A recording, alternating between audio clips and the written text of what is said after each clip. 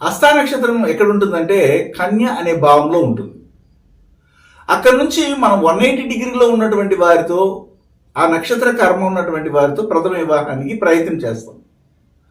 ఆ సందర్భంలో ఆ కన్య నుండి కరెక్ట్గా 180 డిగ్రీలో చూసినట్లయితే మీనం అనేది కనెక్ట్ అవుతుంది.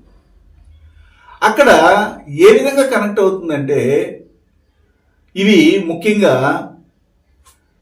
హస్తా నక్షత్రం 1, 2 పాదాలు ఉత్తరాభద్ర నక్షత్రము 3, 4 పాదాలని తాకుతుంది. హస్తా నక్షత్రము 3, 4 పాదాలు రేవతి నక్షత్రం 1, 2 పాదాలని అదే సందర్భంలో 2 కర్మ రిజిస్టులు కలిగినటువంటి వాటితో కనెక్ట్ అవుతాం. అదేమిటంటే చంద్రకర్మ మరియు కుజకర్మ. చంద్రకర్మ రిజిస్టర్ కలిగిన నక్షత్రాలు ఏమిటంటే భరణి, మక, జ్యేష్ఠ, ఉత్తరాభద్ర అయితే కుజకర్మ రిజిస్టర్ కలిగిన నక్షత్రాలు కృత్తిక, పుబ్బ, మూల, రేవతి నక్షత్రాలతో కనెక్ట్ అవుతాం. ఇది మీరు గుర్తించుకోవాల్సింది.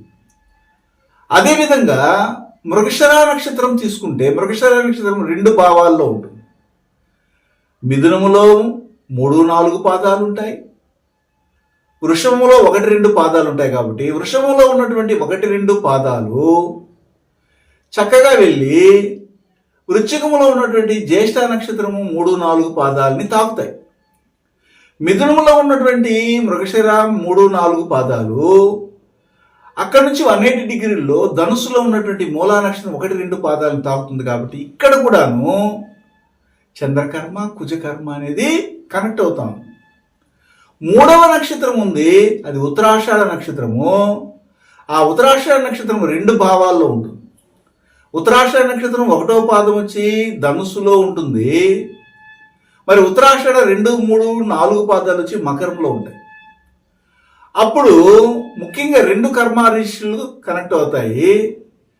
అది ఎక్కడంటే మిథునములోనూ పునరుష నక్షత్రాన్ని టచ్ చేస్తుంది. మకరములో నుండి చూసినట్లయితే కర్కాటకంలో పునరుష నక్షత్రాన్ని కనెక్ట్ చేస్తూ రాహుకర్మ రిజిస్ట్రీ కలిగినటువంటి పుష్యమిని కూడా టచ్ చేస్తుంది. కాబట్టి అక్కడ శనికర్మ, రాహుకర్మ అనేది కనెక్ట్ అవుతుంది. ఇప్పుడు కామన్గా హస్త, మృగశిర నక్షత్రాలకి 2 కార్మిక రిజిస్టర్లు ఉన్నాయి.